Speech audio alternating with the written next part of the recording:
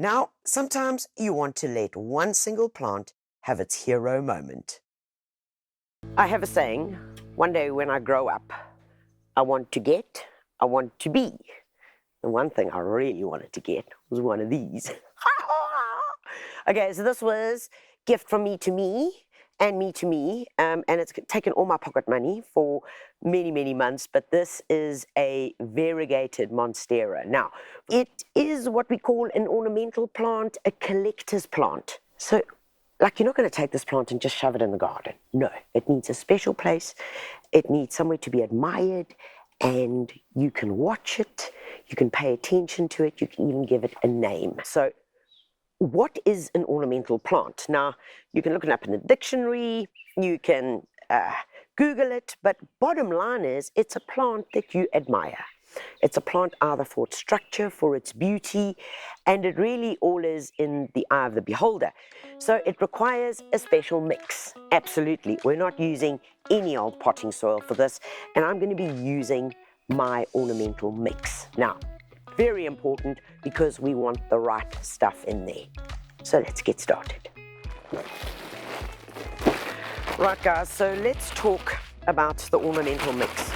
Now, you are going to pay a little bit more for this, and rightfully you should, because you've got what I would call a 100 Rand plant, and you can't put it in a 5 Rand soil mix.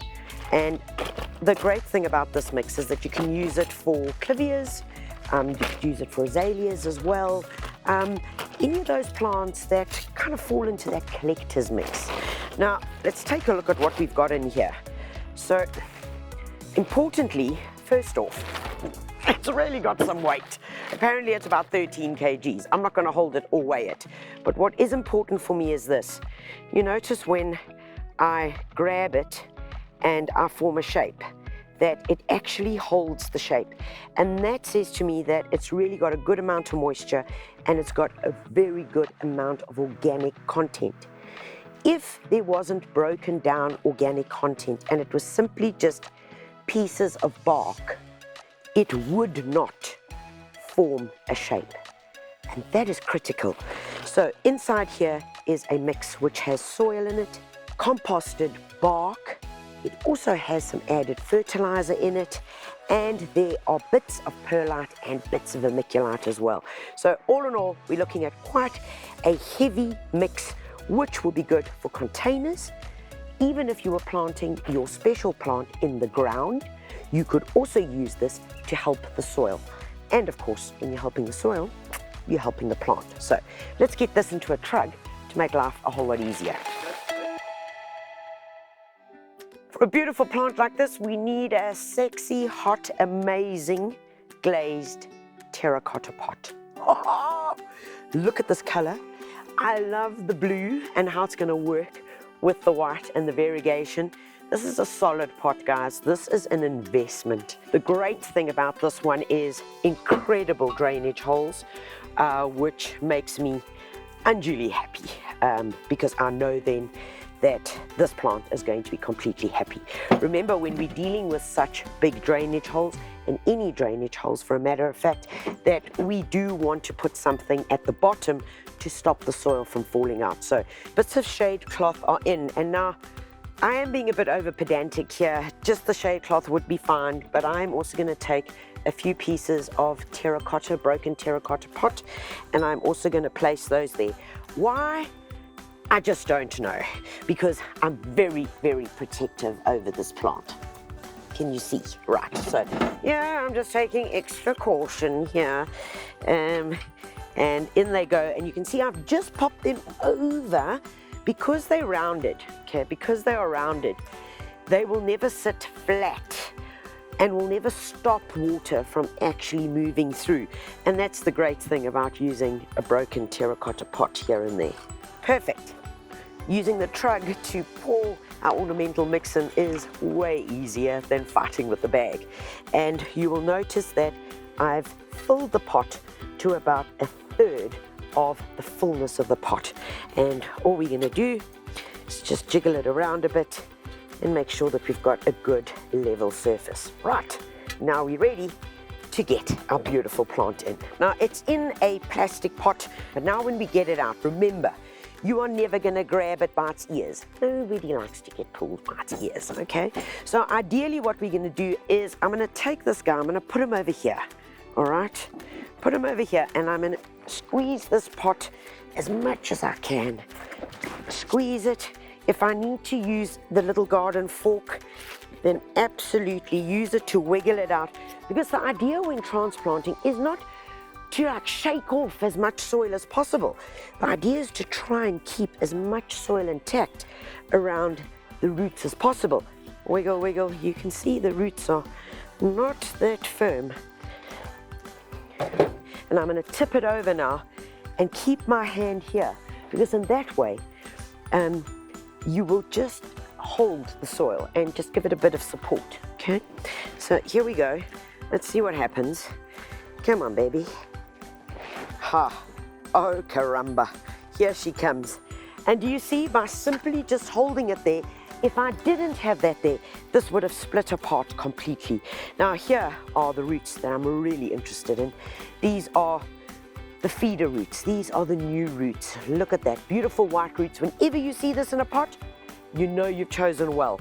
And here is the cane, because Monsteras tend to be climbing, and you can see they've actually got these aerial roots here.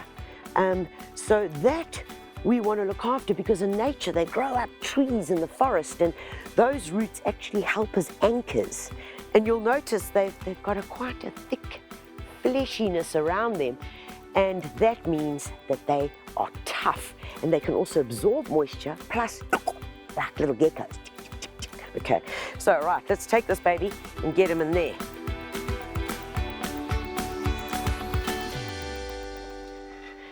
Okay, what's important here is this. Notice the original soil level was over here. We don't want to, at this point, now go and bury it up to here. Negative. One of the big mistakes we all make when we are potting up or repotting or even planting. We really want to try and get the same level, or possibly 1 or 2 centimeters above the original level of the bag or the pot. Right, now at this point, guys, you've got some options. You can either put a moss pole in here like that. Now a moss pole, I actually just threw this one together. It's that plastic stuff that we normally get when we get little dogs or trying to keep somebody out of somewhere. A bit of coir popped into it, rolled up and tied with some cable ties, and you can make your own moss pole. But I don't want that. I rather want to use a nice thick cane for support, because at some point I'm going to be taking cuttings of this. Ha! So let's get them in place there. Important to put this in now before you do your backfilling, because I've seen too many people plant it and then start shoving this in, and that's when you actually damage the roots of the plant as well. So guys, next up, get our trug, and we're going to be using a little trowel for this, a nice broad trowel, and we are going to be getting in the remainder of our mix. Now, I've used a bit of the soil that came out of this because it's absolutely fine. It's a good mix. Remember, when you are adding in any soil mix, take the back end of your trowel and you can really work it in there. We're not compacting it, we're simply just spreading it out and making sure that we get into those gaps. Looking good, very important, guys, is that have a look on the sides of the pot here. At least 2 fingers, all right? Do you see that? That is the space. Hasn't been filled all the way to the top. No, because when I water it, I want to make sure the water goes in and not out the pot. But first off, before I get there, I've got my stake in place. I've got a good pair of secateurs, and all I want to do is take off these bits over here that are a bit gnarly and ugly. And now what we're going to do is I've got a bit of tape. All right, this is called budding tape, and it's great to use in and around the garden because you can stretch it and it really won't hurt the plant as the plant is growing. And all I want to do is I want to bring him up here a bit. So yeah, I am pulling him in my direction because that's what I want to happen. Remember, when doing that, take it, twist it, and then you're going to tie. Right, some pebbles just around. Finish it off. Ooh, let me show you her good side, because you know, every plant's got a good J-Lo, front and back.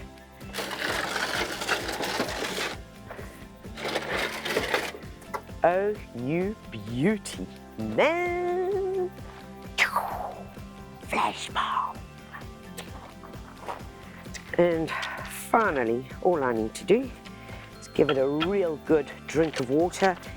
And this will probably be one of the most important waters that you are going to give this plant. And the great thing about it is that for the first 2 to 3 months, I don't really need to worry about fertilizing this because it has the fertilizer in it.